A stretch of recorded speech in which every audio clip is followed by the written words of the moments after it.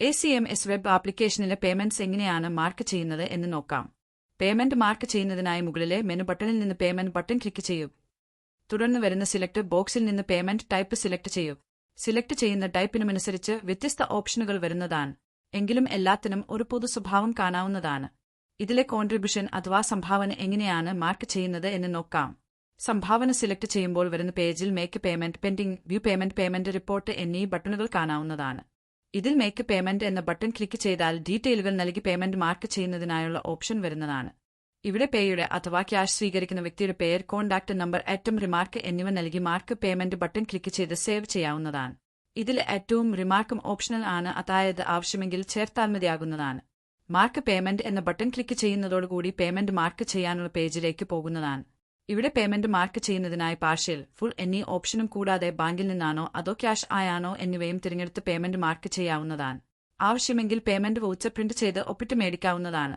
Payment mark ചെയ്തത് payment റിപ്പോർട്ടിൽ കാണാവുന്നതാണ്. കൂടാതെ പാർഷ്യൽ പേയ്മെന്റ് മാർക്ക് ചെയ്താൽ ബാലൻസ് പേയ്മെന്റ് ചെയ്യാനുള്ള ലിസ്റ്റിൽ കാണാവുന്നതുമാണ്. അടുത്തതായി ഡെയിലി വേജസ് നൽകുന്നത് എങ്ങനെ മാർക്ക് ചെയ്യാമെന്ന് നോക്കാം. ഇവിടെ ഡെയിലി വേജസ് നൽകുന്നത് സ്റ്റാഫിനാണല്ലോ, അതിനാൽ അവരെ എംപ്ലോയി ആയി ചേർത്തിരിക്കേണ്ടതാണ്. ഇതിനായി അഡ്മിനിൽ എംപ്ലോയി എന്ന സെക്ഷനിൽ യൂസറാണെങ്കിൽ യൂസർ ലിസ്റ്റിൽ നിന്ന് തിരഞ്ഞെടുത്തും അല്ലെങ്കിൽ നോൺ യൂസർ എംപ്ലോയി എന്ന ഓപ്ഷൻ ഉപയോഗിച്ചും ആഡ് ചെയ്തിരിക്കേണ്ടതാണ്. അല്ലാത്തപക്ഷം അവരെ മേൽപ്രകാരം ഒരിക്കൽ ആഡ് ചെയ്യേണ്ടതാണ്. തുടർന്ന് പേയ്മെന്റ് മാർക്ക് ചെയ്യുന്നതിന് വേജ് പേ എന്ന ബട്ടണിൽ ക്ലിക്ക് ചെയ്ത് വരുന്ന ടേബിളിലെ എംപ്ലോയി സിലക്ട് ബോക്സിൽ നിന്ന് എംപ്ലോയിയെ സിലക്ട് ചെയ്യൂ. തുടർന്ന് അറ്റം, റിമാർക്ക് എന്നിവ വേണമെങ്കിൽ ചേർക്കാവുന്നതും നൽകുന്ന തുക ചേർത്ത് പേയ്മെന്റ് മാർക്ക് ചെയ്യാവുന്നതുമാണ്. ഇവിടെയും പേയ്മെന്റ് വൗച്ചർ പ്രിന്റ് എടുത്ത് ഉപയോഗിക്കാവുന്നതാണ്. അടുത്തതായി ഇൻഷുറൻസ് പേയ്മെന്റ് മാർക്ക് ചെയ്യുന്നതിനായി സിലക്ട് ബോക്സിൽ നിന്ന് ഇൻഷുറൻസ് പേയ്മെന്റ് സെലക്ട് ചെയ്ത് മേക്ക് പേയ്മെന്റ് ക്ലിക്ക് ചെയ്യൂ. തുടർന്ന് ഇൻഷുറൻസ് ഡീറ്റെയിൽസ് നൽകൂ. ഇവിടെയും കമ്പനിയുടെ പേര്, ക്യാഷ് സ്വീകരിക്കുന്ന വ്യക്തിയുടെ കോൺടാക്ട് നമ്പറും അടയ്ക്കുന്ന ക്യാഷും നിർബന്ധമായും നൽകേണ്ടതും ബാക്കിയുള്ള ഓപ്ഷനുമാണ്. ഇവ നൽകിയ ശേഷം മാർക്ക് പേയ്മെന്റ് ക്ലിക്ക് ചെയ്താൽ പേയ്മെന്റ് സെക്ഷനിലേക്ക് പോകുന്നതും പേയ്മെന്റ് മാർക്ക് ചെയ്യാവുന്നതുമാണ്. ഇവിടെയും പേ ചെയ്ത ക്യാഷിന്റെ റിപ്പോർട്ടും പെൻഡിംഗ് അടയ്ക്കാനുള്ള തുകയുടെ റിപ്പോർട്ടുകളും ലഭിക്കുന്നതും ബാലൻസ് പേയ്മെന്റ് പേ ചെയ്യുമ്പോൾ മാർക്ക് ചെയ്യാവുന്നതുമാണ്. അടുത്തതായി ലേബിലിറ്റി പേയ്മെന്റ് മാനേജ് ചെയ്യുന്ന വിധമാണ്. ഇതിനായി ലേബിലിറ്റി വിവരങ്ങൾ ആദ്യമായി രേഖപ്പെടുത്തേണ്ടതാണ്.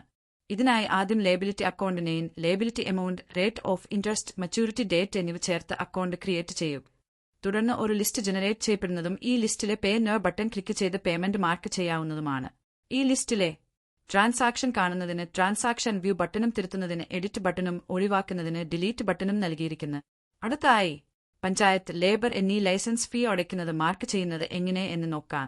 ഇതിനായി സെലക്ട് ബോക്സിൽ നിന്ന് ലൈസൻസ് ഫീ സിലക്ട് ചെയ്യൂ. തുടർന്ന് വരുന്ന സ്ക്രീനിൽ അതോറിറ്റിയുടെ നെയിം, അതോറിറ്റിയുടെ കോൺടാക്ട് നമ്പർ, ലൈസൻസിന്റെ നെയിം, അടയ്ക്കുന്ന ഫീസ് എന്നിവ നിർബന്ധമായും ചേർക്കേണ്ടതാണ്. മറ്റുള്ള വിവരങ്ങൾ ഓപ്ഷണലാണ്. ഇവ ചേർത്ത് മാർക്ക് പേയ്മെന്റ് ക്ലിക്ക് ചെയ്ത് പേയ്മെന്റ് രേഖപ്പെടുത്താവുന്നതാണ്. ഇവിടെയും പേ ചെയ്ത് ക്യാഷിന്റെ റിപ്പോർട്ടും പെൻഡിംഗ് അടയ്ക്കാനുള്ള തുകയുടെ റിപ്പോർട്ടുകളും ലഭിക്കുന്നതും ബാലൻസ് പേയ്മെന്റ് പേ ചെയ്യുമ്പോൾ മാർക്ക് ചെയ്യാവുന്നതുമാണ്. മാർക്കറ്റിംഗ് ആൻഡ് അഡ്വർടൈസ്മെന്റ് ഫീ ചേർക്കുന്നതിന് സ്ഥാപനത്തിന്റെ പേര്, കോൺടാക്ട് നമ്പർ, എമൗണ്ട് എന്നിവ നിർബന്ധമായും മറ്റുള്ള ഓപ്ഷണലായും ചേർക്കാവുന്നതാണ്. തുടർന്ന് മാർക്ക് പേയ്മെന്റ് ക്ലിക്ക് ചെയ്ത് പേയ്മെന്റ് രേഖപ്പെടുത്താവുന്നതാണ്. അടുത്തായി റെന്റ് പേയ്മെന്റ് ആണ്. റെന്റ് പേയ്മെന്റിന് ബേസിക് റെന്റ് സെറ്റ് ചെയ്ത് വെക്കാവുന്നതാണ്. അതിനായി ആഡ് ബേസിക് റെന്റ് എന്ന ബട്ടണിൽ ക്ലിക്ക് ചെയ്യുക. തുടർന്ന് വരുന്ന പേജിൽ rent account name, rent amount, rent period എന്നിവ നൽകി ബേസിക് ഡീറ്റെയിൽ സേവ് ചെയ്യൂ. തുടർന്ന് പേയ്മെന്റ് സമയത്ത് ഓരോ അക്കൗണ്ടുകളും തിരഞ്ഞെടുത്ത് പേയ്മെന്റ് ജനറേറ്റ് ചെയ്യുകയും പേയ്മെന്റ് മാർക്ക് ചെയ്യുകയും ചെയ്യാവുന്നതാണ്.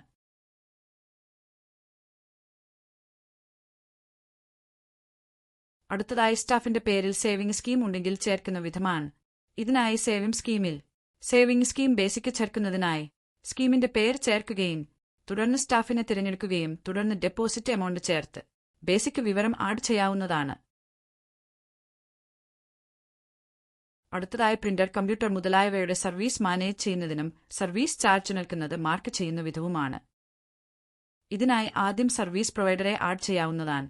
അതിനായി കമ്പനി അല്ലെങ്കിൽ സ്ഥാപനത്തിന്റെ പേര്, സ്ഥാപനത്തിന്റെ കോൺടാക്ട് നമ്പർ, ടെക്നീഷ്യന്റെ പേര്, ടെക്നീഷ്യന്റെ contact number, service category, address മുതലായവ നൽകി സേവ് ചെയ്ത് വെക്കാവുന്നതും തുടർന്ന് സർവീസ് ആവശ്യം വരുമ്പോൾ യൂസർക്ക് വേണ്ടയാളെ തിരഞ്ഞെടുത്ത് അറിയിക്കുകയും അത് സിസ്റ്റത്തിൽ മാർക്ക് ചെയ്യാവുന്നതുമാണ്. മാർക്ക് ചെയ്യുമ്പോൾ സർവീസ് ലഭിക്കാനുള്ള ഏകദേശ സമയം ചേർത്ത് വെക്കാവുന്നതാണ്. തുടർന്ന് സർവീസിന്റെ സ്റ്റാറ്റസ് അപ്ഡേറ്റ് ചെയ്യാവുന്നതുമാണ്. സർവീസ് പൂർത്തിയാക്കിയാൽ സർവീസ് ചാർജ്, മെറ്റീരിയൽ കോസ്റ്റ് എന്നിവ നൽകി സേവ് ചെയ്യാവുന്നതാണ്. തുടർന്ന് പേയ്മെന്റ് മാർക്ക് ചെയ്യാവുന്നതുമാണ്. അടുത്തതായി സോഫ്റ്റ്വെയർ ഫീസുകൾ മാർക്ക് ചെയ്യുന്ന വിധമാണ്. അതിനായി മേക്ക് പേയ്മെന്റ് ക്ലിക്ക് ചെയ്യുകയും തുടർന്ന് കമ്പനിയുടെ പേര് അല്ലെങ്കിൽ സ്ഥാപനത്തിന്റെ പേര് ചേർക്കുകയും കോൺടാക്ട് നമ്പർ, സോഫ്റ്റ്വെയർ നെയിം എന്നിവയും തുകയും ചേർക്കുകയും ചെയ്യും. മറ്റുള്ള വിവരങ്ങൾ ഓപ്ഷണലാണ്. ഇതിൽ മാർക്ക് പേയ്മെന്റ് എന്ന ബട്ടൺ ക്ലിക്ക് ചെയ്താൽ ഡീറ്റെയിലുകൾ നൽകി പേയ്മെന്റ് മാർക്ക് ചെയ്യുന്നതിനായുള്ള ഓപ്ഷൻ വരുന്നതാണ്.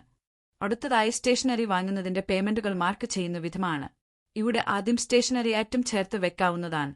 ഇവയെല്ലാം ഒരു തവണ സെറ്റ് ചെയ്താൽ പിന്നീട് എളുപ്പത്തിൽ പർച്ചേസ് മാർക്ക് ചെയ്യാവുന്നതാണ്.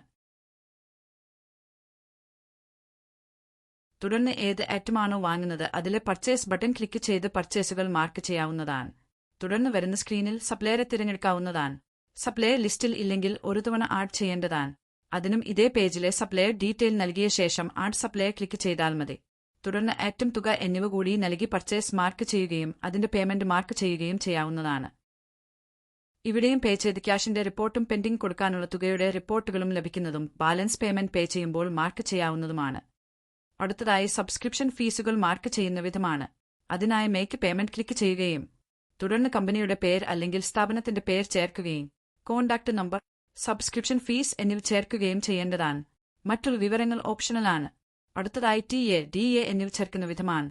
സ്ഥാപനത്തിലെ സ്റ്റാഫിന് യാത്രാ ചിലവുകളും മറ്റും നൽകുമ്പോൾ ഈ ഗണത്തിൽപ്പെടുത്തി നൽകാവുന്നതാണ്.